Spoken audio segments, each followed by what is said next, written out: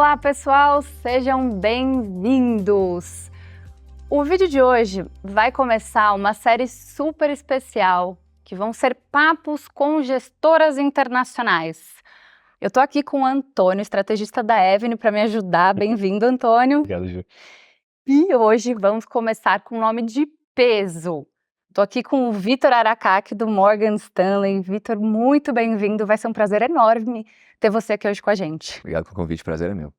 Maravilha. Bom, eu acho que antes da gente começar a falar de Morgan, de estratégia, queria que você se apresentasse, Vitor. Então, quem é o Vitor? Como que você chegou aonde você está hoje no Morgan, né? Como responsável pela asset do Morgan. Ótimo. Bom, eu me formei em economia pela USP. Antes de me formar, tive um período de tênis profissional também entre São Paulo e Barcelona. E aí, lógico, comecei a fazer meus cálculos, vi que a probabilidade de eu ter sucesso num período de tempo de aproximadamente 15 anos era menor do que mais de 50 no mercado financeiro. Então, naturalmente, já começou a valer o curso de economia da USP.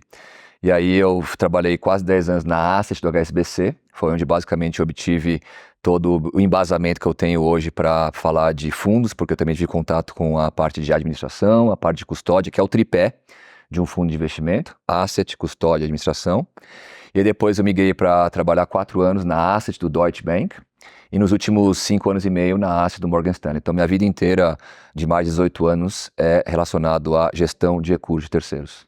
Curiosidade aqui, como fã de esporte, assim, você parou 100% com tênis e você continuou jogando por diversão depois? É impossível parar o tênis, é uma paixão que não dá para desligar, mas hoje, consequentemente, é mais pro lazer e tem, lógico, a oportunidade de estar com clientes, então, compartilhando histórias, que é sempre bom.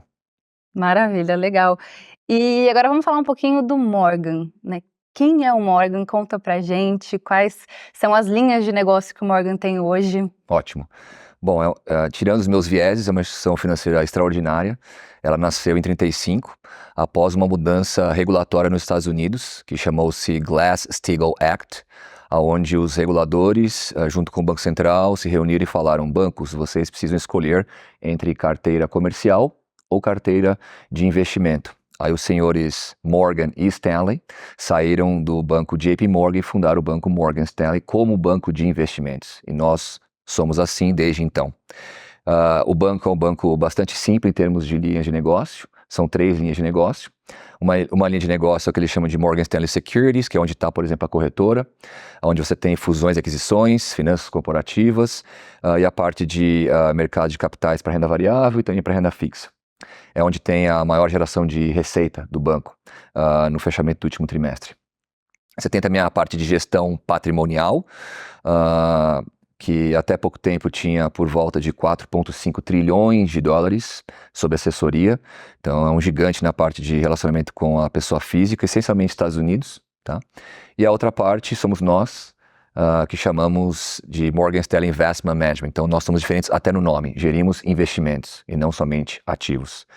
E nós temos globalmente 1,4 trilhões de dólares sob gestão, distribuídos aí em mais de 40 jurisdições. Então somos uma verdadeira asset global com presença local, por exemplo, aqui em São Paulo, Brasil. E o interessante é 1,4 trilhão de dólares, isso é maior do que a indústria local de fundos, né? Você pega todos os fundos do Brasil, que são distribuídos aqui dentro, né, registrados lá na Ambima, não dá 1,4 trilhão de dólares, né? Tudo vai depender do câmbio que a gente está olhando no dia, sim. Mas é praticamente isso. E isso que a gente está na posição 18ª no ranking que são apresentados aí por diferentes fontes. Se você olhar, por exemplo, para as 500 maiores gestoras de recursos terceiros no final de 21 porque foi o ápice do patrimônio sob gestão, muito também em linha com o ápice dos preços dos ativos, especialmente renda variável. Você tinha 131 trilhões de dólares na mão desses 500 gigantescos. E nós com 1,4 tri na 18ª posição. Então, assim, a disputa ela é ferrenha, mas assim como outras indústrias, você tem uma certa concentração também, dado que as 20 maiores gestoras têm mais de 45% do patrimônio mundial dessas 500. Então, naturalmente, você tem uma participação maior nessas grandes gestoras como a nossa. Ô, Vitor, e como você acha hoje que o Morgan se diferencia com relação aos seus principais concorrentes? Perfeito. Acho que a principal é a gestão ativa.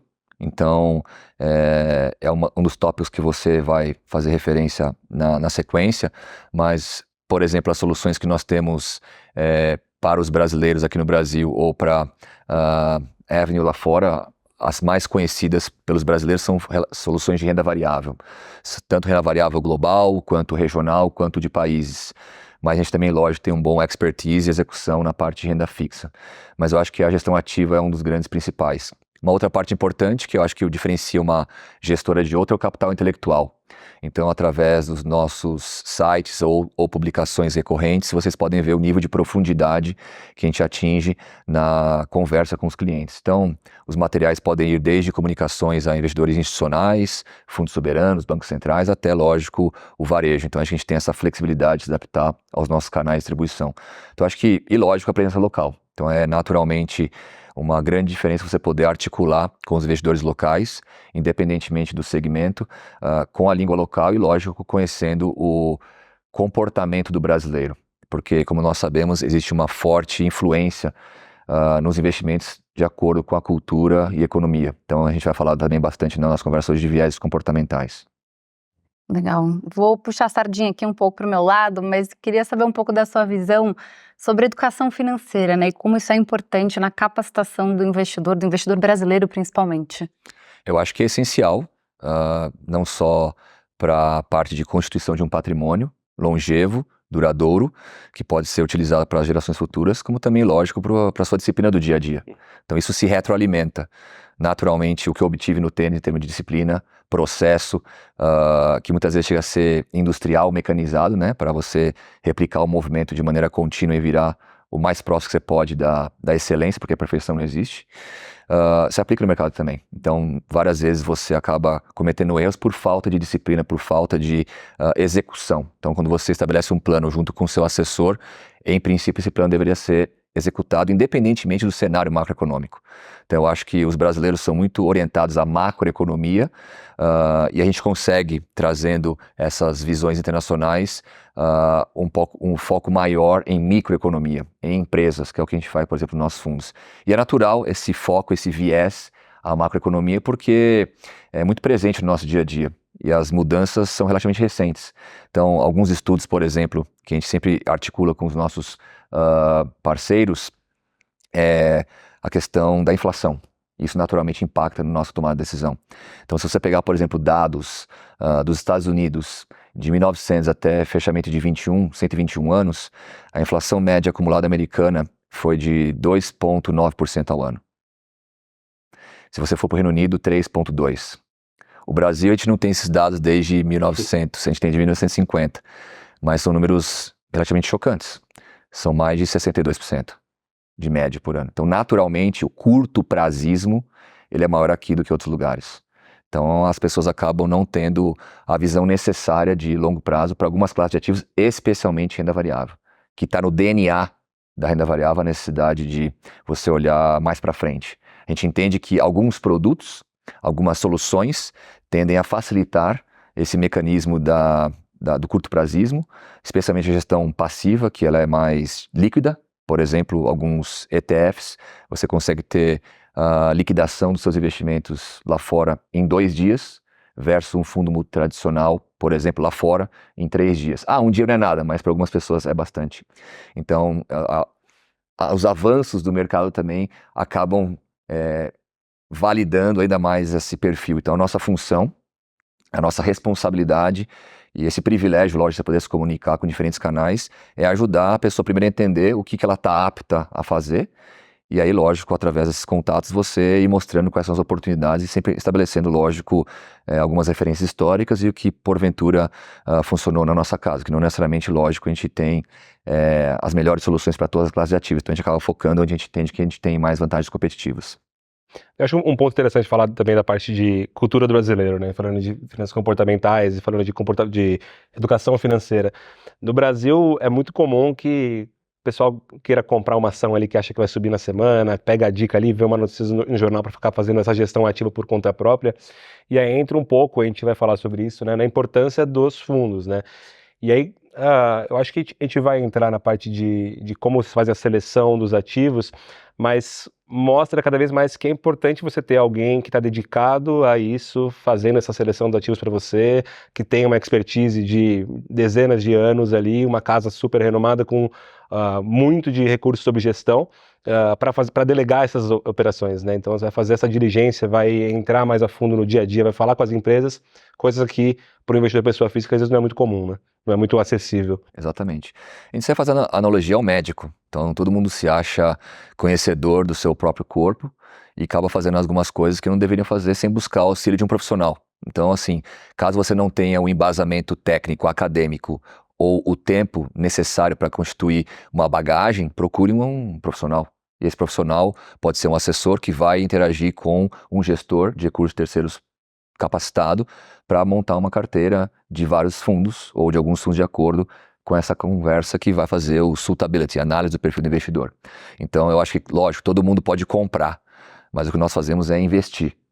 Então, todo mundo pode fazer uma cesta, o que nós fazemos é uma carteira de poucas e boas empresas. Então, a terminologia é muito importante também. Então, assim como a gente escolhe poucas e boas empresas, a gente tem que escolher as palavras corretas para dizer qual que é a nossa filosofia, qual que é o nosso DNA. Então, a gente investe, a gente não faz compras ou mesmo faz, digamos, movimentos de curto prazo para aproveitar ondas de mercado. Não é o que a gente faz. Eu acho que o mais importante do que tudo isso é ver o histórico, né? Exatamente. Então, a gente vai falar das estratégias aqui do Morgan, a gente vê que tem um histórico comprovado de mais de 20, 30 anos, de um retorno muito acima dos principais benchmarks. Sem dúvida. A experiência como um todo, né? Eu queria aproveitar e voltar no ponto que você trouxe, Antônio, que eu acho que é super relevante, principalmente para quem está nos assistindo, porque muitas vezes você pega fundos que têm performances muito boas no longo prazo, mas é natural que esses investimentos eles tenham momentos ruins, né? Nada vai para cima de forma linear, o mercado ele é volátil. E quando a gente pega o histórico desses investidores num fundo que performou muito bem no longo prazo, é engraçado ver que a maioria das pessoas tem uma performance muito inferior à performance do fundo, e isso, assim, são vários estudos que mostram. Então, eu acho que a primeira coisa, né, é as pessoas botarem na cabeça que existe uma alocação estrutural, que você está delegando isso na mão de quem sabe, então deixa o investimento maturar, né, porque as pessoas têm essa mania, compra quando está performando bem, então está subindo, subindo, subindo, agora eu vou comprar. E aí, pô, caiu 1, 2 meses, não, isso aqui é muito ruim, aí vende, aí vai para o próximo que está com um histórico melhor. E no final das contas, quando a pessoa faz o retorno final dela de investimento, é um retorno pífio. Então, acho que esse é um ponto super importante, né? Que as pessoas também precisam ter uma cabeça melhor na hora de investir e entender que a gente está falando de investimento de longo prazo, que o mercado ele é volátil, isso vai acontecer ao longo do caminho. Essa colocação é perfeita e se me permitir trazer os números para essa colocação, se você pegar, por exemplo, o índice S&P 500, que vocês sabem que é um índice que você não pode comprar a carteira, você tem que fazer através de um derivativo ou através de um ETF, porque é uma carteira teórica de 503 empresas das mais conhecidas e líquidas dos Estados Unidos, ponderadas por capitalização de mercado. De 90 até 2023, junho, o retorno médio desse índice anual foi por volta de 10%. Tivesse você investido através desses instrumentos e não tivesse feito nada além de investir. Caso você fosse seguir esse processo de talvez tentar achar o ponto de entrada e o ponto de saída, que o pessoal chama no mercado de market timing, e o importante é time in the market, no time in the market ou market timing, trazendo um pouco dessas referências de vocabulário para o investidor. Você potencialmente perdeu 15 dos melhores dias por ano deste específico índice, a gente está falando de 252 dias úteis, você na média perde 35% do retorno acumulado. Então você sai de aproximadamente 10 para 6,5%. Mas muitos são brasileiros, não desistem nunca, insistem no erro e potencialmente chegam a perder 60 dos melhores dias nesse processo de tentar achar o melhor momento de entrada e saída. O retorno é próximo de meio, ou seja, a sugestão, olhando para trás, se fosse um caso verdadeiro, é falar, não invista em bolsa, porque o seu retorno seria medíocre, de meio para uma volatilidade de 16. Então o retorno associado ao risco era pífio. Então tudo vai depender, claro, do seu perfil. Então por isso, estejam próximos dos seus assessores para entender o que você está apto a fazer quando faz investimentos. Puxando um pouquinho o que você trouxe antes, Vitor, você comentou, né, de macro, mas falou que vocês olham muito mais para as empresas. Então, a estratégia que vocês usam geralmente é uma estratégia bottom-up. Então, vocês olham para o micro para depois olhar para fora. Eu queria que você falasse um pouquinho mais sobre isso. Ótimo. Isso vai muito mais para os fundos de renda variável, que a gente vem conversando mais com a equipe da Avenue. Tá? E não quer dizer que a gente não olhe para a parte macroeconômica, especialmente para os fundos de renda fixa, que naturalmente pedem uma visão mais holística de mundo. Então, quando a gente pensa no micro, por exemplo, numa solução que a gente tem chamada Global Brands, nós basicamente focamos nas empresas que porventura estão em indústrias, que porventura estão em setores, em países, em regiões no mundo. Então, a gente não compra blocos econômicos. Então, deixa eu falar o que a gente não faz, por exemplo. A gente não se reúne numa sala com analistas de pesquisas internas e depois também com os traders que fazem execução, a compra e venda dos papéis junto às corretoras, tampouco com os gestores das carteiras que identificam, por exemplo, os pesos desses papéis dentro da carteira. E aí eles discutem, por exemplo, a dinâmica mundial e tendem a ter um favorecimento para os Estados Unidos. Aí, olhando para os Estados Unidos, eles porventura vão debater sobre os setores e identificam, por exemplo, a oportunidade maior no setor de tecnologia e informação. E aí dentro do setor de informação, eles vão quebrar por subsetores e focar, por exemplo, em semicondutores, ao invés de focar em software ou hardware. E aí dentro de semicondutores, por exemplo, eles podem debater entre NVIDIA, que é um dos nomes que, por exemplo, esse ano teve uma rentabilidade bastante alta, muito em função da expectativa da materialização da inteligência artificial, contra a Qualcomm. Não é o que a gente faz. A gente faz ao contrário. Então a gente se debruça nos balanços das empresas, conversas com os tomadores de decisão, cruza essas informações com fornecedores, com clientes da empresa, com reguladores, para ver se a estrutura, o fundamento da empresa é sólido. E a partir disso mergulhamos nos números para ver se o preço negociado no mercado, por exemplo, a capitalização de mercado dessa empresa, que é o preço das ações multiplicado pela quantidade de ações listadas, está abaixo do seu valor intrínseco. Porque de acordo com o mestre Warren Buffett, que a gente chama de filho do pai do valuation, que o pai seria Benjamin Graham, preço é o que você paga, valor é o que você obtém. Então, naturalmente, independentemente de qual estilo, que também é um dos temas que a gente vai conversar aqui, é o do fundo, todo mundo deveria ser um investidor de valor, pagar um preço inferior ao que vale tal ativo. E é o que a gente faz todos os dias. Então, ao debruçar-nos sobre os números, identificarmos que existe uma oportunidade de migração do preço de mercado para o valor intrínseco, aí vem esta apreciação de capital. Mas isso tudo somente acontece, na nossa visão, se os fundamentos forem sólidos, porque às vezes, sem dúvida, o preço avança sem fundamentos, mas no longo prazo o mercado tende a punir esse ativo, porque no longo prazo o mercado, lógico, é soberano. Vamos falar um pouquinho mais, então, sobre ações de valor, de crescimento e de qualidade, né? Acho que são os três principais tipos aí, estratégias. Então, eu queria que você explorasse um pouquinho mais, assim, qual que é a estratégia predominante hoje no Global Brands? Sim. E se você quiser até dar um contexto, né, do que é cada uma, acho que é legal também. Exatamente. Então, dando um passo para trás, o mercado é muito focado em acrônimos e estilos. Então, em termos de estilos, eles tendem a definir um gestor como um gestor mais orientado ao crescimento, outro gestor mais orientado ao valor. Então, o gestor orientado ao crescimento é o gestor que busca empresas que tendem a apresentar perspectivas de crescimento superior, por exemplo, aos seus pares industriais ou mesmo ao PIB nominal, e muitas vezes eles acabam talvez não prestando tanta atenção no preço pago, porque eles entendem que destravarão muitos valores ao longo do seu crescimento por um crescimento diferenciado. Qual é o risco? É você pagar demais por um ativo que não terá o crescimento no futuro. E aí, lógico, o mercado pune.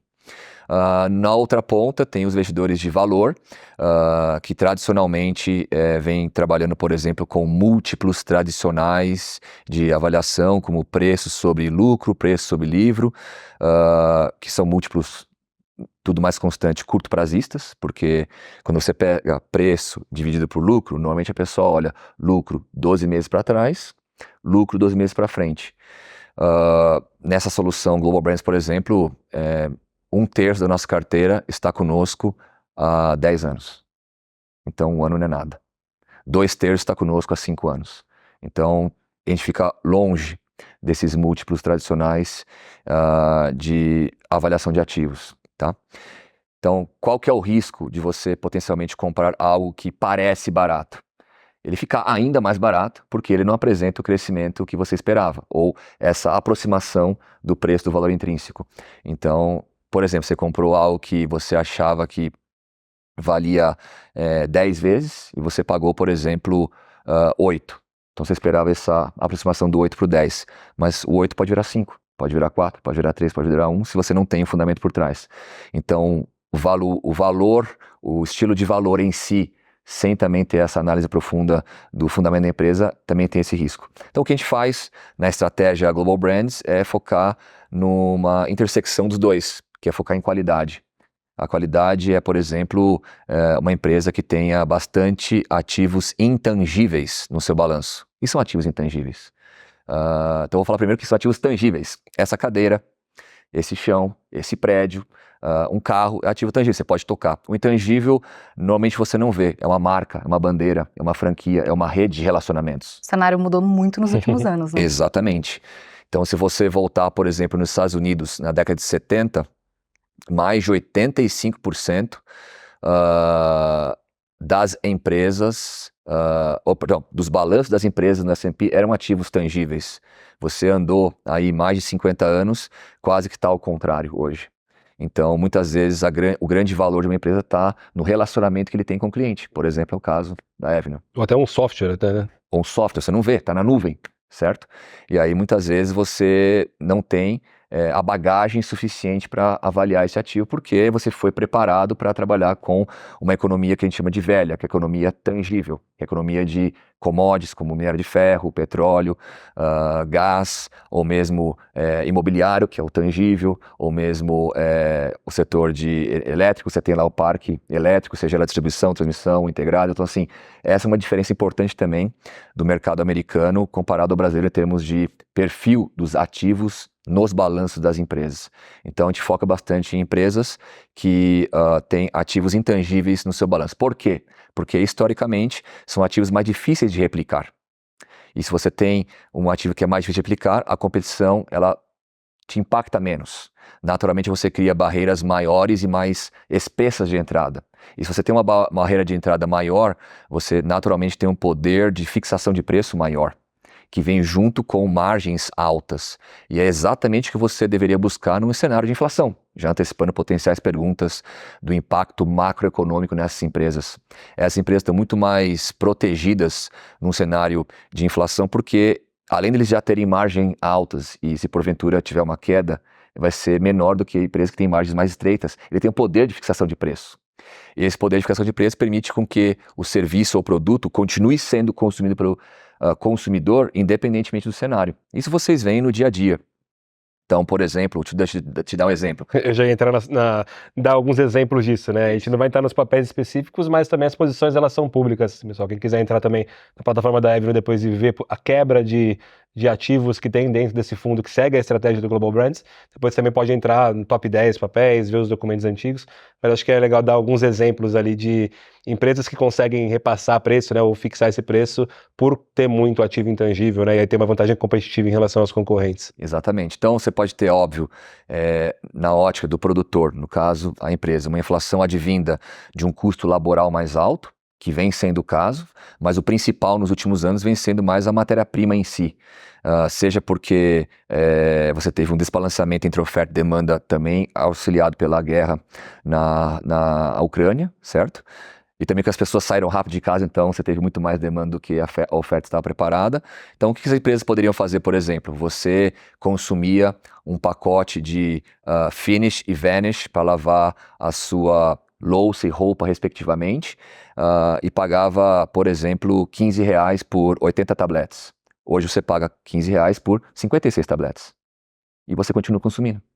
Então essa é uma maneira, por exemplo, das empresas conseguirem proteger as suas margens em um ambiente inflacionário.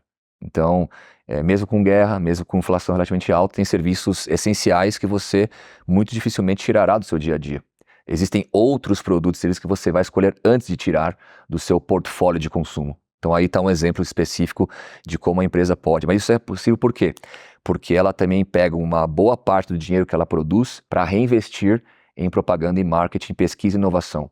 Esse produto, esse serviço é consumido porque ele é diferenciado. Ele tem um valor agregado dentro dele. Seja porque é uma marca que te traz emoção, seja porque é uma marca que você vê que está trazendo mais saúde para sua casa, ou porque você, de alguma maneira, está mais envolvido. Então, tem alguma coisa também. Isso vem muito de pesquisa e inovação. Então, é natural que as empresas precisem, essas nossas empresas, investir muito em pesquisa e inovação para continuar a se diferenciar. Então, falei de ativo intangível, falei de barreira de entrada, altas margens, poder de fixação de preços, e naturalmente o que nós nos preocupamos como acionistas minoritários nessas empresas é a remuneração no capital investido. Então, porque talvez essas empresas que geram muita caixa têm um grande problema. O que eu faço com tanto dinheiro? Então, uma das principais perguntas é: qual que é a sua disciplina de alocação de capital?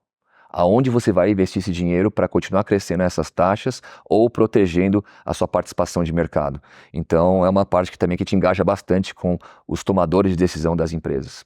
Normalmente, essas empresas têm uma pequena distribuição, através, por exemplo, de dividendos ou recompra de ações, mas a grande maioria do dinheiro normalmente é feito em reinvestimento interno. Por exemplo, propaganda, pesquisa e inovação para manter esses diferenciais competitivos. Então é meio que uma roda da fortuna, um ciclo virtuoso que ele é fechado recorrentemente por várias empresas que, por exemplo, estão na nossa carteira. Tem alguns exemplos dessas empresas, por exemplo, a gente comentei que produzem esses produtos há mais de 10 anos.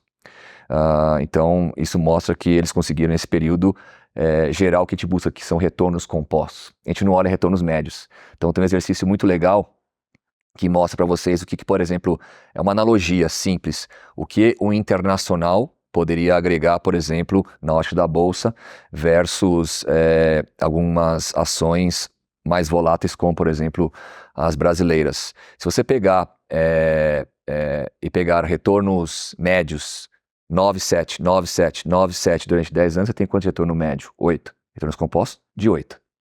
Agora, se você for para um perfil de 32,16, 32,16, você não vai ter retornos médios, você vai ter retornos médios de 8, mas retornos compostos menores, de 5,6, que é a característica brasileira de ser um pouco mais volátil. E por um pouco mais, por exemplo, como eu falei, pessoal, a gente está falando do S&P nos últimos 15 anos de uma volatilidade média de 15,5 versus um Ibovespa de 27, 28, em moeda local, não estou nem falando em dólares. Então isso naturalmente é o que o internacional acaba te ajudando. Não necessariamente você ir para fora contempla maior risco, e eu te dei uma métrica aqui de risco que é a volatilidade. Então isso que a gente faz na questão da qualidade, é realmente ter a maior visibilidade possível que os fundamentos estão protegidos, e aí lógico, cabe a nós como gestores identificar se o preço atual ele está atrativo o suficiente comparado a outras empresas na carteira. Então vem a diversificação. Mas aí, para concluir, tem um limite para a diversificação, porque também se você coloca muitas empresas dentro da carteira, e aí vai para o mesmo lado de você, se você coloca muito fundos numa carteira, você pode, porventura, minimizar o risco de cada um dos fundos, mas também pulverizará o risco individual, no caso das ações, do risco idiosincrático. Você acaba não pegando os retornos individuais ali que vão fazer uma diferença, né? Você dilui de uma forma completa tanto volatilidade quanto retorno. Você vai aproximando o retorno do mercado, né? Ou seja, a sua probabilidade de superar o seu índice de referência ou seu alvo de rentabilidade estabelecido com o seu assessor é menor. Porque tem muito jogador fazendo muitas coisas ao mesmo tempo e você dilui, lógico, a participação individual de cada um deles. Então, isso é muito mais arte do que ciência. Por isso, mais uma vez, associar-se a uma gestora e fundos que têm um histórico robusto, seja através de anos ou através de resultados de performance e ou risco, ajuda bastante. E aí, nesse sentido, falando exclusivamente do Global Brands, né, que a gente está falando de uma estratégia que investe em ações de forma global, o quão concentrada ou o quão diversificada essa carteira, né? Qual é o máximo de ativos que vocês têm, maior posição, quanto que ela representa no todo, enfim. Talvez fazendo um paralelo para a gente já fazer o debate e favorecer a gestão ativa comparada à gestão passiva, é definir o que é gestão ativa, que é uma palavra bonita, e cada gestor que se autodenomina ativo tem uma definição. Então, no nosso caso, para essa estratégia em particular, a gente pode basicamente definir 10 características, e uma delas já responde a sua pergunta. Então, a primeira delas é carteira concentrada. e independentemente do cenário macroeconômico, ou seja, se vai ter pouso suave, pouso mais difícil ou nenhum pouso, nós trabalhamos com 20 a 40 empresas. Então, no fechamento de agosto, nós tínhamos 33. E a gente está falando de 33 num cenário de ações global, né? De A gente mais está falando de 50 mil, mais né? de Mais 50 mil ativos, né? Não é nem Estados Unidos que a gente está falando de S&P 500, que a gente está falando de 500 empresas, não é o Russell 1000, não é, a gente está falando globalmente. Bom, para quem gosta de fazer seus estudos pessoais, meio nerd que nem eu, pode ir, por exemplo, na World Federation of Exchanges, que é um site que agrega informações de várias bolsas ao redor do mundo. Na data de ontem, você tinha 55.906 empresas listadas. Então, quem fica aqui só tem acesso a empresas brasileiras, tá? Não estou falando das BDRs, a menos de 385. Ou seja, te dá menos do que 0,2% da quantidade de empresas listadas ao redor do mundo. Então, esse é um oceano de oportunidades. É claro que nós não nos debruçamos sobre 55.906. Nós temos que ter foco. Então, a gente começa, lógico, a buscar empresas que principalmente têm uma boa disciplina de remunerar bem o capital do acionista. Isso é pré-condição. Então, só para te dar uma referência, tem uma métrica que a gente usa que é retorno não alavancado sobre capital operacional empregado, é uma métrica proprietária nossa, que é adaptado a esse perfil de empresas que têm ativos intangíveis. A gente remunera o capital quase que 1,5 vezes melhor do que o índice de referência. Então é uma carteira, digamos, que dá uma satisfação melhor para o dinheiro do acionista. Tá? Então ali a gente já faz um belo de um filtro. Você sai de 55 mil empresas para menos de 1.000. Certo? E a grande maioria dessas empresas estão nos mercados envolvidos. Então não existem filtros para não investir em emergências, mas a carteira da estratégia Global Brands, no fechamento de agosto, ela era essencialmente desenvolvida. Então, carteira concentrada é um sinônimo da gestão ativa. Um outro sinônimo é o alto nível de convicção. E o que significa isso? As 10 principais posições representam historicamente mais de 50% da carteira. Aí você pode falar, então tem mais risco do que outras carteiras mais diluídas? Sim, a concentração é um risco. Mas a gente volta de novo para a essência da nossa conversa.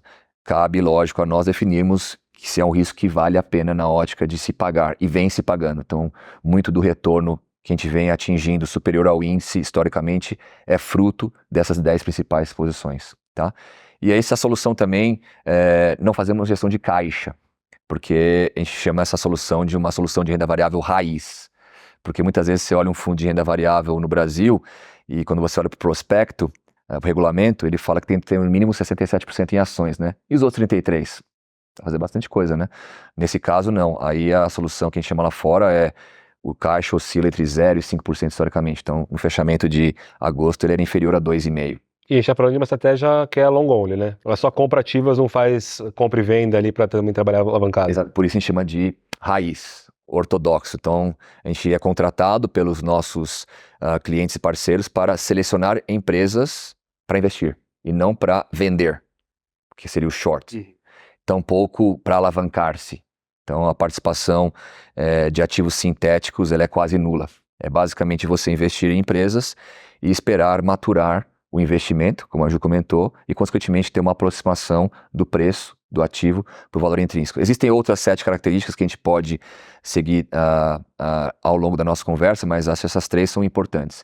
E aí tem uma palavra em inglês que basicamente te auxilia na visualização de o quanto esse gestor é ativo, chama-se Active Share, percentual ativo. Você pega a carteira, 33 empresas, e cruza com o índice de referência. No caso, o índice chama-se MSCI World, que é uma carteira teórica de empresas desenvolvidas, que no fechamento de agosto tinha mais de 1.500, comparado a um S&P de 503 empresas. Você cruzou, e aí você vê o nível, percentualmente falando, de diferença Active Share dessa carteira sua versus a do mercado. No nosso caso, era 90%. Então, é uma bela de uma referência para você ver se o cara ter um Active Share alto significa garantia de geração de alfa, ou seja, retorno excedente? Não. Mas já significa para você que o diferente traz uma menor correlação versus o índice de referência. E se o cara fizer bem a execução, ou seja, selecionar empresas que subam mais no mercado, sim, vale a pena. Então são 4 de 10, as próximas a gente segue na conversa. E você falou de remunerar 1,5 vezes melhor do que o índice, a parte de Active Share também, 90% é diferente da estratégia. Colocar um pouco de número em retorno nisso, né? Historicamente, quanto que essa estratégia deu ali em relação ao índice MSCI World? Perfeito.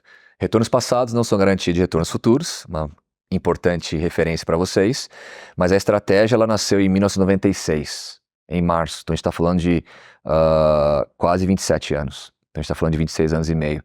Nesse período, você conseguiu entregar o índice mais 5% bruto de taxa. É significativo, com menos volatilidade. Então tudo que o índice subiu, mais 5, 6% ali. Isso. Então nessa parte da estratégia, né? Legal. Que curiosidade mesmo, vocês chegam a fazer alguma alocação mais tática na carteira do fundo ou elas são alocações mais estruturais mesmo, pensando na maturação da empresa? Sim. Não fazemos tático, porque vai com a quinta característica, horizonte de investimentos, longo prazo. O que é longo prazo? Outra palavra bonita que todo mundo gosta de falar, mas nunca traz o número em si. Como eu falei para vocês, já trouxe o número. 1/3 da nossa carteira está conosco há 10 anos. 2/3 da nossa carteira há 5 anos. Então é uma boa métrica para vocês verem o que é o longo prazo. Uma outra maneira de se perguntar na cadeira do Antônio é quantas vezes você roda a carteira por ano? A oscilação fica entre 20% e 25%, que te traz uma média de 4 a 5 anos numa empresa. Então não fazemos movimentos táticos resultantes de análises macroeconômicas. Tá? Então, se não houver impactos no fundamento das empresas, nós não mexemos nas posições. Mas muitas vezes o mercado reage de maneira curto-prazista para movimentos macroeconômicos, como por exemplo foi a crise do coronavírus, e a gente viu que o fundamento das empresas não só estavam bem, como também tinham melhores perspectivas ainda com o advento dessa crise sanitária. Só que o preço caiu.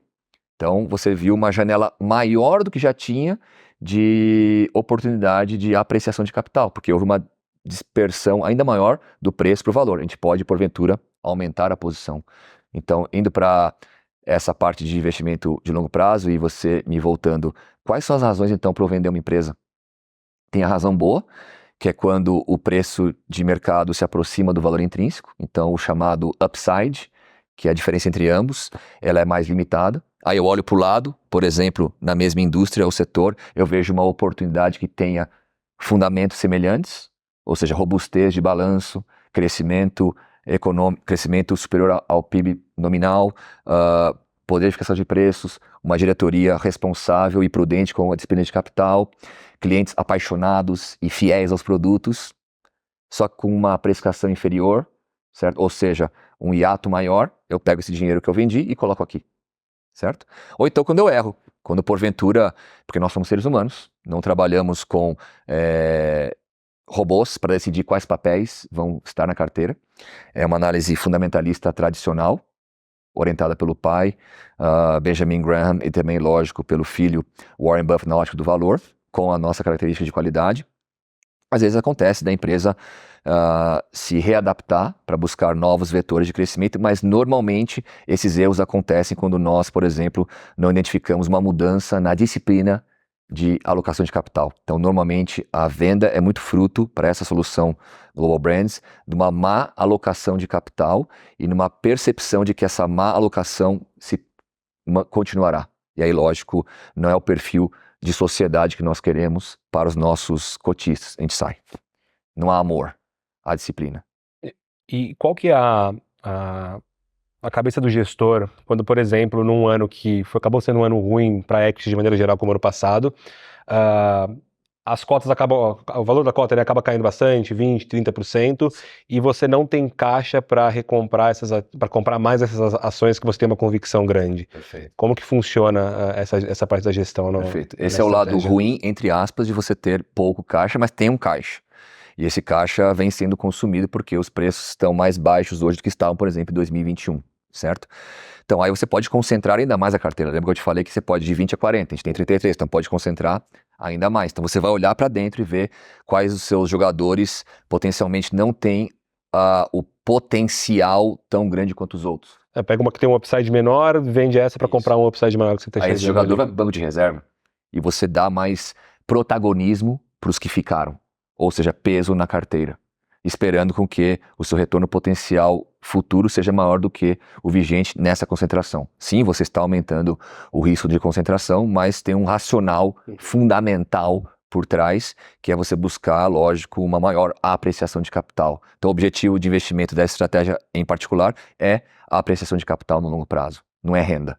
Acho que só para voltar num ponto, né, que a gente comentou sobre o retorno do fundo que acaba superando o benchmark ali, que é o MSCI World em 5, 6%, a gente está falando de 5, 6% já líquido, né, não tem taxa de performance nisso, né, a estratégia ela não cobra taxa de performance, que nem é comum aqui no Brasil, tem muito fundo que cobra 20 ou mais por cento ainda do que o fundo supera 20, né? O benchmark, não tem cobrança de performance nessas estratégias que a gente está comentando, né? Correto, então, se a gente trouxer aqui mais história para vocês, muito dessa indústria de fundos multis tradicionais ao redor do mundo, ela deixou de cobrar taxa de performance após a crise econômico-financeira chamada Grande Recessão, que foi entre 2007, outubro, até março de 2009. Porque nesse meio tempo cresceu de maneira significativa um forte competidor, que é a gestão passiva. Então, se você não entrega o retorno excedente, ou seja, o alfa, o investidor tem a opção de ir para o beta, ou seja, o ETF, Exchange Traded Funds, que também é um fundo de investimento, só com características particulares. Tem suas cotas negociadas em bolsa, por exemplo. Então, é uma outra maneira que os clientes podem investir ao redor do mundo de maneira passiva, porque talvez ele não tenha visto em algum gestor a capacidade de geração de alfa de uma maneira consistente. Então, há um tempo, lá fora já não se cobra nesses fundos tradicionais, nessas estratégias tradicionais de renda variável só comprada, que você mencionou que é long only, taxa de performance. Então, é uma outra vantagem competitiva da internacionalização, a estrutura da solução lá que tem menos taxas, né? No caso, não tem taxa de performance. Por quê? Porque se o cara me entregar o alfa, o cliente tem a opção de ir para o beta. Então, não é muito o caso ainda da indústria brasileira, que tem pouca penetração ainda de produtos passivos. Maravilha. Bom, queria mudar um pouquinho o assunto agora para a gente falar de cenário macro, para a gente entrar em renda fixa, porque de fato as taxas de juros no mundo todo estão lá em cima e muita gente está vendo isso como uma oportunidade para investir em renda fixa, né? Então a gente tem aqui uma estratégia que é o Global Fixed Income Opportunities. Então eu queria que você falasse um pouquinho mais, trouxesse um pouco da visão do Morgan sobre o cenário macro, né? Taxa de juros, inflação, o que vocês estão enxergando? Perfeita ponte, Ju. Então, assim, diferentemente da estratégia anterior, que era a renda variável raiz, focada em empresas e não em macroeconomia, aqui o processo inicia-se com a visão mundial.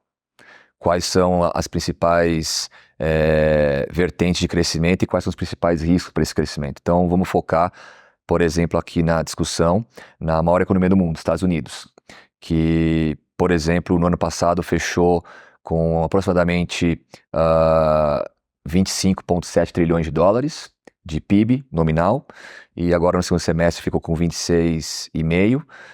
Então é a maior economia do mundo e segue sendo, nominalmente falando, tá? Seguida por China com 18 trilhões no final do ano passado, dados do Banco Mundial, pessoal, quem quiser pesquisar, tá? Seguido por Japão com quase 5 trilhões, depois Alemanha com por volta de 4 trilhões e Índia na quinta posição. Então, foi uma posição que quase chegou a ser brasileira em 2011. Nós chegamos à sexta maior posição do mundo. Então, você vê o quanto houve de década perdida, literal, nesse período, saindo da sexta para a 11ª, de acordo com essa lista do Banco Mundial. Então, olhando para o mundo como referência aos Estados Unidos, você tem, por exemplo, uma boa proxy, uma boa maneira de ver como é que o mundo está caminhando. A gente pode depois seguir para a China e outros países também. Então, Estados Unidos segue bem, então a visão desta equipe para essa solução Global Fixed Income Opportunities é construtiva. Então, na parte da aterrissagem, seria uma aterrissagem mais suave, onde o principal vetor de crescimento nos Estados Unidos é o consumo das famílias. Estão trazendo mais número para vocês. No final do ano passado, o C do consumo das famílias dentro do cálculo do PIB na ótica da demanda representou 68% do PIB, que é até mais do que no Brasil, proporcionalmente falando, que em setembro do ano passado era 63%. Então, o consumo das famílias lá é mais relevante do que cá, por mais que ambos sejam importantes. Essa família está bem, porque tem bastante emprego, então muita gente chama a taxa de desemprego atual de 3,4% de pleno emprego, mas lógico, para quem vê uma chance de recessão no curto prazo, entende que a taxa de desemprego deveria subir bastante. Nós não compartilhamos dessa visão, seja porque se você pegar 2008 como referência, a taxa de desemprego superou a marca de 10%. E eu falo 2008 e não 2020 porque talvez seja melhor para nós, nessa conversa de mercado financeiro, focarmos em temas endógenos. Então, 2008, a crise veio do mercado financeiro e acabou pegando o balanço das famílias, dos governos, das empresas. Mas 2020 foi uma crise exógena, sanitária. Então, acho que os paralelos melhores sejam 2007, 2009, tendo ali 2008 como o ápice da crise. Naquele momento, a economia americana sofreu, contraiu, e uma das principais razões da contração foi a desaceleração do consumo das famílias, causada pela perda do emprego e também, ao mesmo tempo, da casa. Esses caras chegaram a perder casa também lá. Então, essa família hoje, por exemplo, ela tem mais renda do que tinha lá. Tá? Então, a renda média americana, PIB per capita, no final do ano passado ficou por volta dos seus $75 mil. Tá? Não chega a ser que nem Luxemburgo, que é por volta de seus $130 mil, mas é melhor do que China, Brasil e Índia. Tá? É um país desenvolvido rico, em termos da definição de riqueza. E essa família tem, além de ter um emprego maior em termos de quantidade do que tinha no passado, ela tem menos dívida, com o percentual do PIB. Então, se você pegar, por exemplo, dívida das famílias, estava aproximadamente em 17 trilhões de dólares no final do ano passado. 17 sobre 26 vai te dar mais ou menos uns 75%. Esse número chegou a quase 100% em 2008. Então você viu um processo forte de desalavancagem das famílias de 8 até mais ou menos 16. E aí de 16 até hoje você viu essas pessoas obtendo mais dívida, mas proporcionalmente com relação ao PIB é menor do que em 2008. Então você tem menos alavancagem no balanço das famílias que você tinha lá atrás. E muita gente fica preocupada, não, mas os juros do Fed Fund, que é como se fosse a Selic brasileira, a taxa de referência deles lá de 5,5%, está muito maior, ela está nos níveis que estavam, por exemplo, em 2000, há 23 anos. Mas de qualquer maneira, a Fed Fund é uma referência, e a partir dessa referência começa a cobrar taxas em cima de taxa. Essas famílias se preocupam mais com o serviço da dívida, ou seja, o quanto elas tiram do bolso delas, que é a renda disponível, para pagar os juros e a amortização da dívida. É menor hoje do que era em 2008. Então eles consumiam aproximadamente 13% da sua renda, income, que eles chamam lá fora, e hoje consomem 10%. Uma outra coisa importante, aproximadamente 70% da dívida das famílias é uma dívida com bom colateral, forte colateral. O que é? A casa, a moradia, a hipoteca. Isso é bem mais do que você tem aqui, por exemplo. E 90% dessa dívida lá, 85% aproximadamente, é pré-fixada. Então, muitas pessoas refinanciaram suas dívidas quando os juros estavam lá embaixo. Então, olhando para frente, a dificuldade é maior, mas o estoque está bem, comparado a 2008. Então, por mais que haja uma desaceleração vigente, é difícil imaginar que ela se aproxime do que foi 2008. Então, as famílias estão bem. Isso faz com que a gente entenda que o mercado americano está bem. E, ao mesmo tempo, você tem o quê? Um governo que já verbalizou e vem fazendo uma maior influência da sua política fiscal, uma política fiscal mais expansionista. Então, o G, dentro daquela cálculo de consumo, é mais favorável também do que era lá atrás. Então, eu acho que isso também é uma tendência, independentemente do perfil do governo, se o ano que vem, que a gente tem eleição lá, trocar de democrata para republicano, a gente entende que esse governo ou o futuro tenderá a ter um pouco mais de gastos, independentemente de onde está indo o dinheiro. Isso também ajuda o crescimento econômico. E aí, lógico, vem questões mais de produtividade, que vai contribuir para o seu crescimento do PIB potencial. PIB potencial, pessoal, é a capacidade do país crescer no longo prazo sem gerar pressões inflacionárias. Então a gente sempre gosta de falar do carro na estrada, no piloto automático, que antes de começar a tremer o volante, você tem que jogar no acostamento, ele fica bonitinho. Eles precisam, assim como todo mundo, aumentar a produtividade, fazer mais com os mesmos instrumentos no espaço de tempo normal. Talvez a inteligência artificial seja um grande vetor, uma outra força para os Estados Unidos conseguir continuar se diferenciando versus outros países. Então, nessa parte dos Estados Unidos, estamos confortáveis. E aí, indo para um outro bloco, que é o segundo maior, o chinês, aí estruturalmente é um pouco mais cauteloso, mas ciclicalmente, talvez numa política fiscal mais frouxa, você consiga dar uma aceleração econômica. Porque se você voltar antes do Covid, a China crescia 6, 6,5. No segundo trimestre cresceu menos que 4, 3,6, 7 aproximadamente. E para um contingente populacional de 1,4 bilhões de pessoas, não é tão positivo.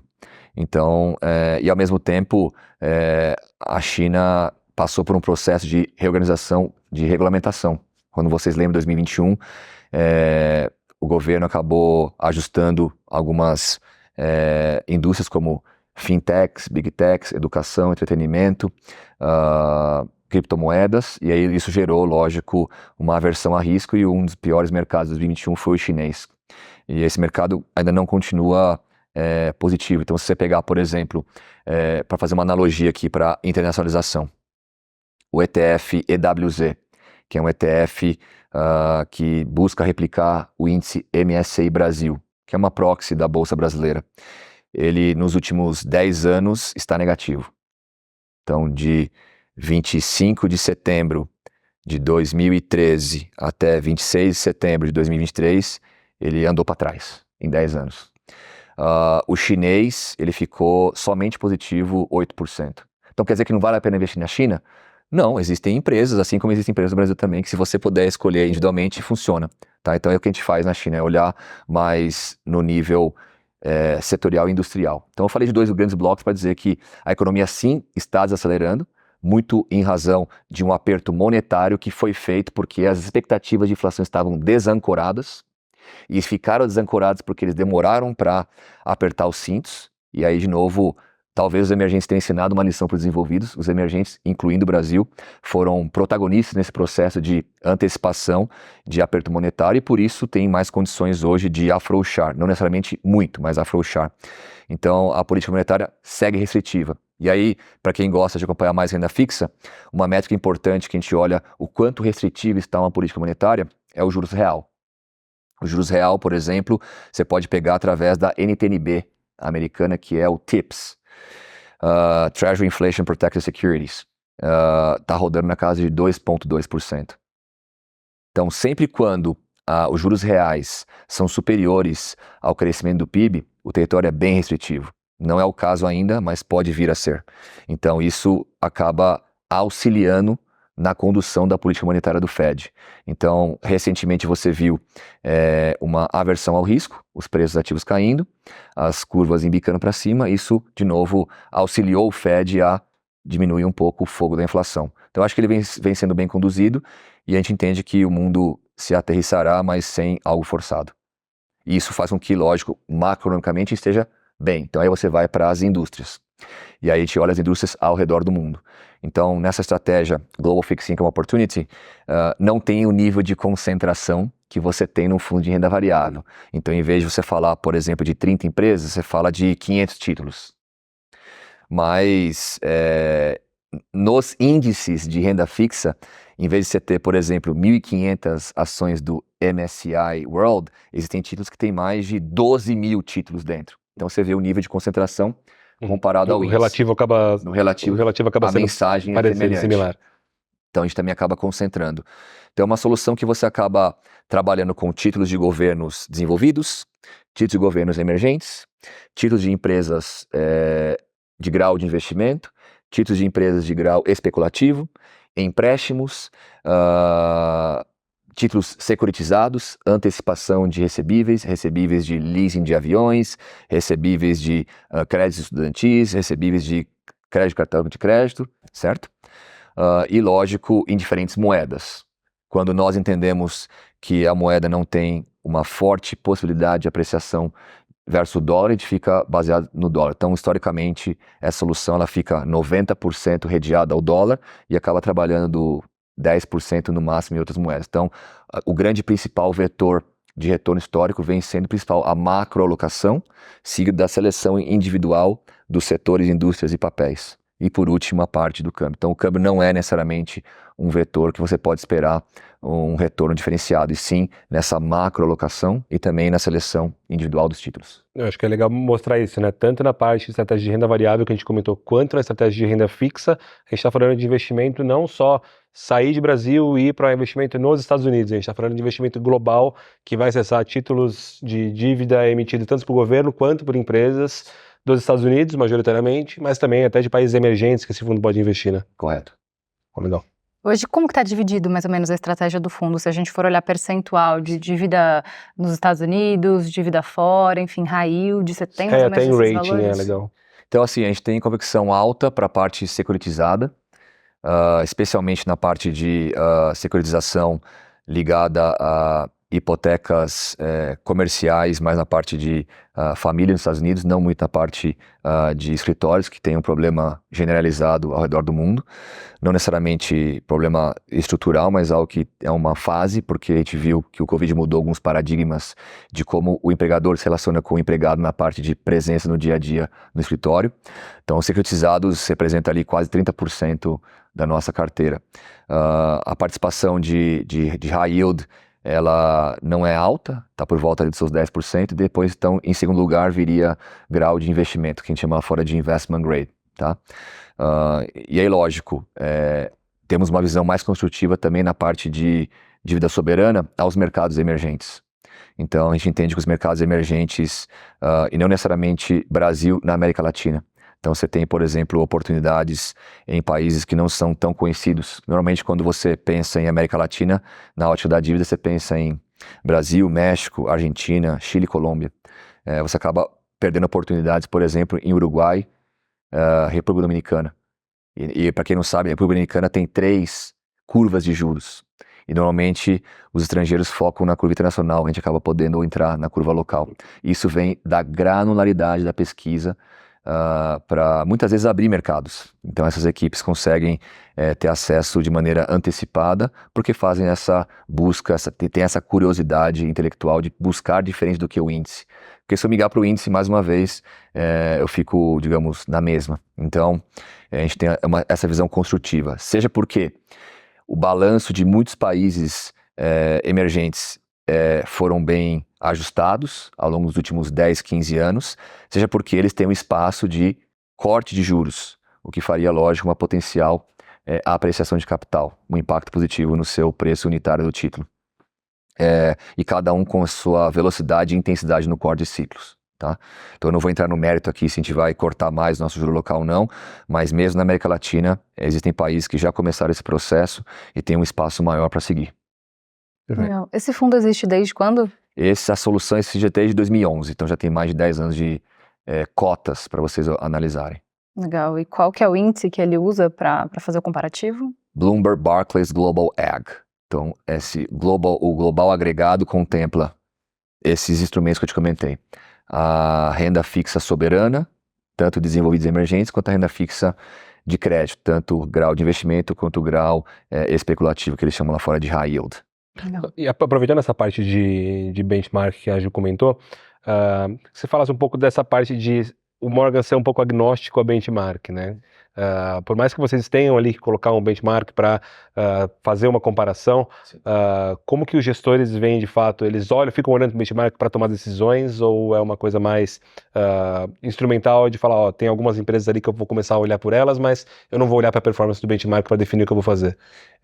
Essa discussão é um pouco mais recorrente na ótica de renda fixa, ou seja, o que eles chamam de benchmark aware. Eu estou consciente das características dos constituintes do benchmark. Aí, na parte de renda variável, ele é agnóstico mesmo. Então, o benchmark ele existe para você mostrar que você superou alguém. Então, ele não é referência para geração de ideias. Então, eu não vou pescar num aquário de 1.550 empresas, por exemplo, no caso do MSCI World.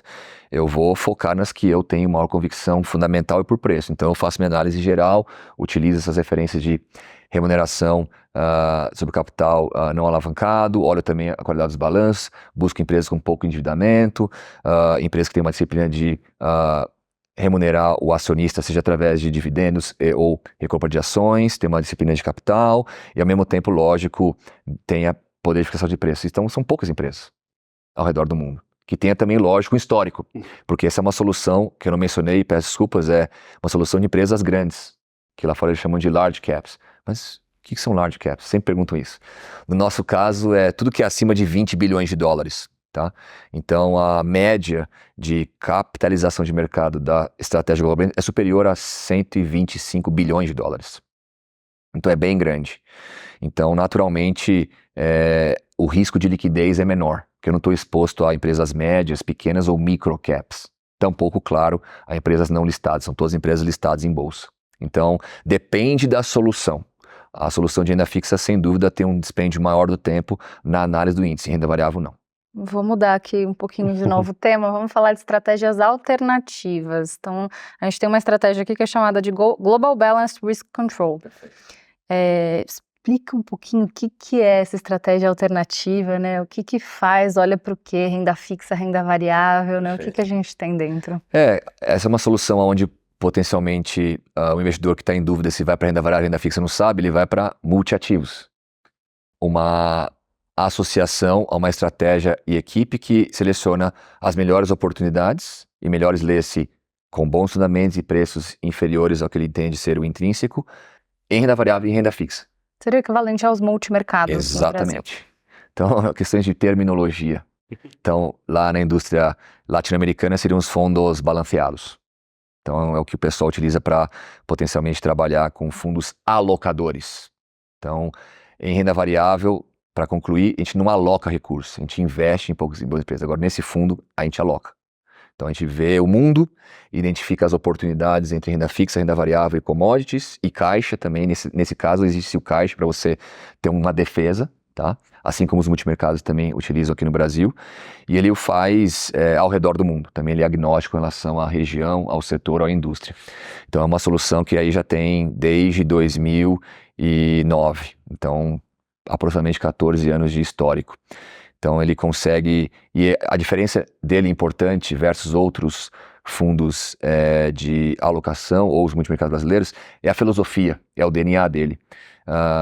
O nome fala Global Balanced Risk Control, uma estratégia balanceada de controle de risco. Então, global. Então o foco é controlar o risco. E a partir do controle de risco você tem o quê? O retorno. Então todo o arcabouço do processo de uma decisão é orientado na determinação do que é o risco, no caso é a volatilidade, que fica ali entre 6 e 10, tá? Em dólares. Então, quando eu vir que a volatilidade está mais baixa, por exemplo, na hora de renda variável VIX, aproximadamente ali 12, 13, 14, números mais baixos, versus 20, que é o histórico, eu aumento a minha propensão a tomar risco, ou seja, bolsa.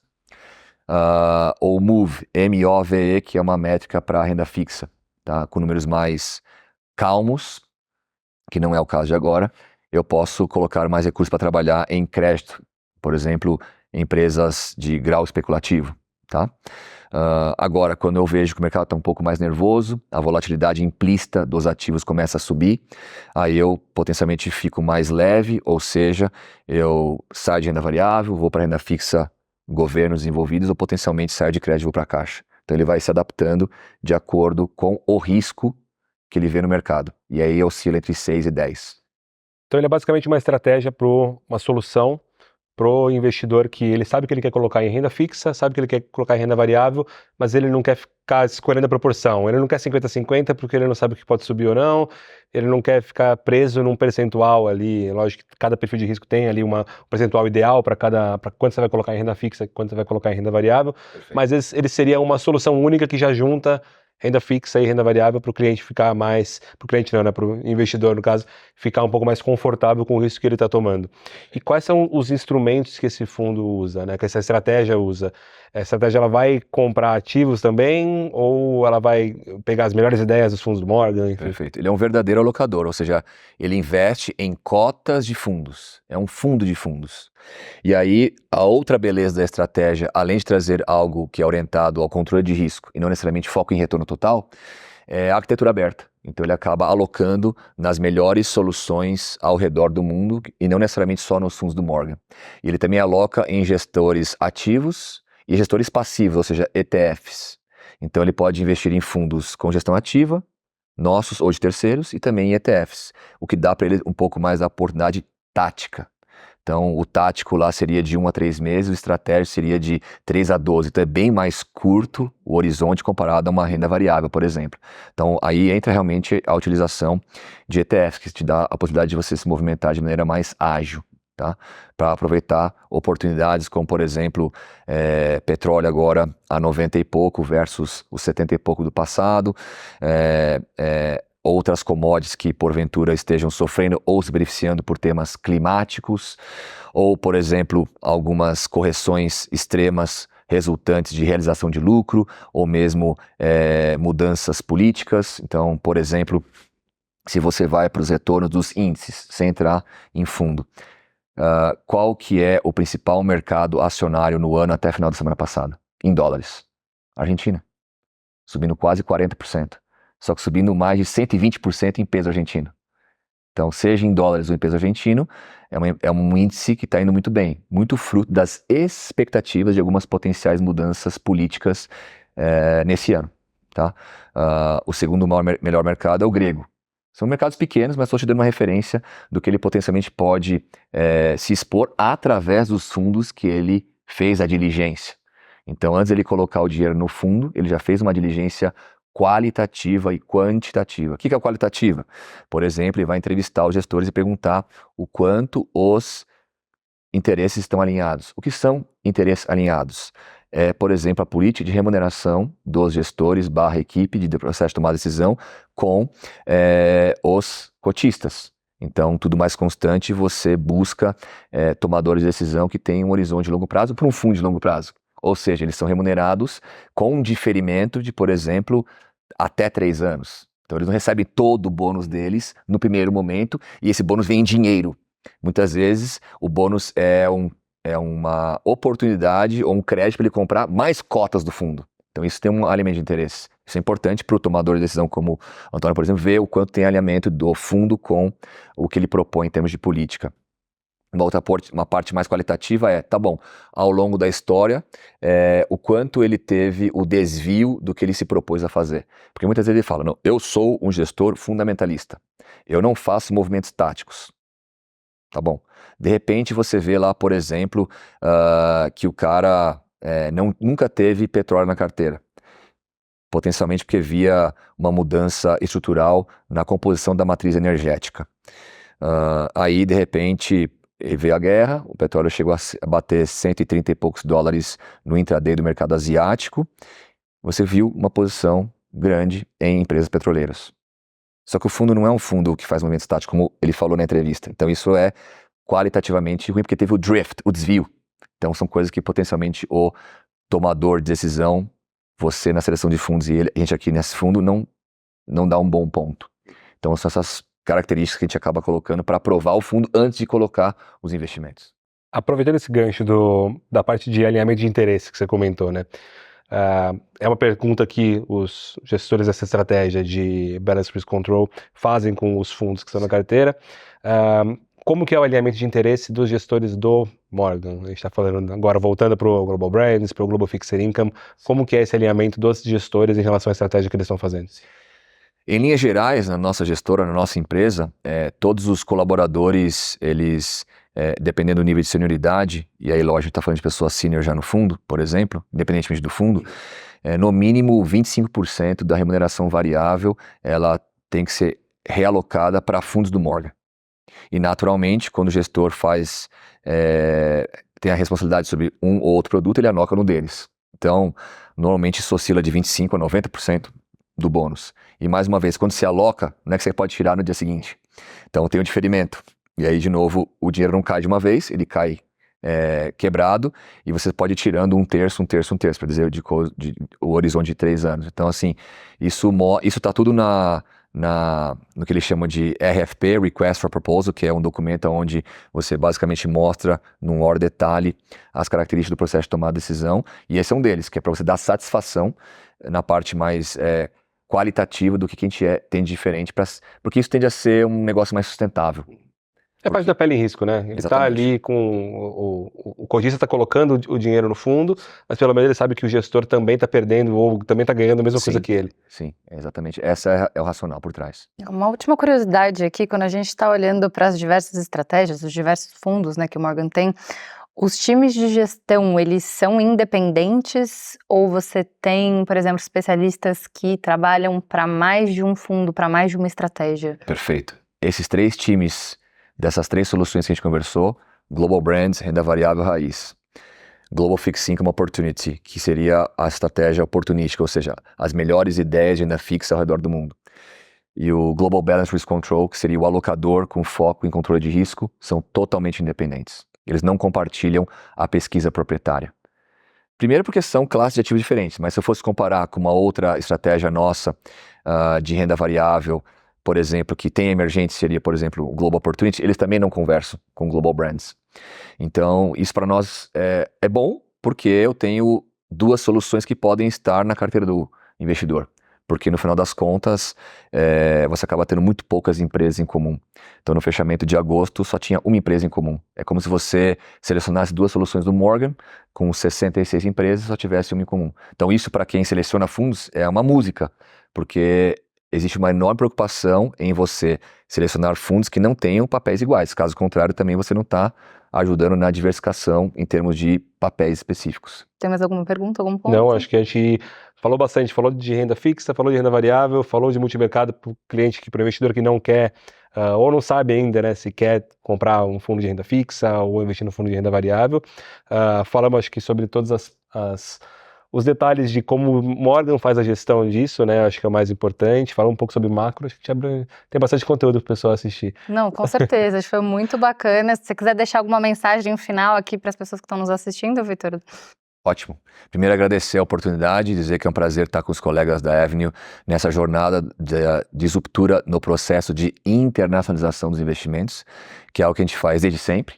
Então, a nossa casa, desde 75, a Asset nasceu em 75, faz isso desde sempre. Então, por quê? Porque, de novo, o mundo é muito maior do que o Brasil, em todas as características que a gente comentou aqui hoje. Então, sigam conversando com seus assessores para aprimorar, calibrar ainda mais o seu perfil de risco. E a ideia, lógico, é sempre ter a melhor experiência quando você se associa a um fundo internacional. Então, eu espero que nessas articulações você consiga ter informações suficientes para revalidar uma opinião já formada ou mesmo para trazer uma boa dor de cabeça e discutir com o seu assessor. Então, a ideia é que a gente esteja aqui no Brasil mais recorrentemente com vocês. Então, estamos à disposição quando tiver a oportunidade de fazer uma nova conversa sobre outras classes de ativos ou mesmo para uma atualização sobre o cenário econômico. Cara, acho que com certeza vai ter, né? Com certeza vai ter outros convites para a gente participar e falar de outras estratégias também que porventura possa surgir.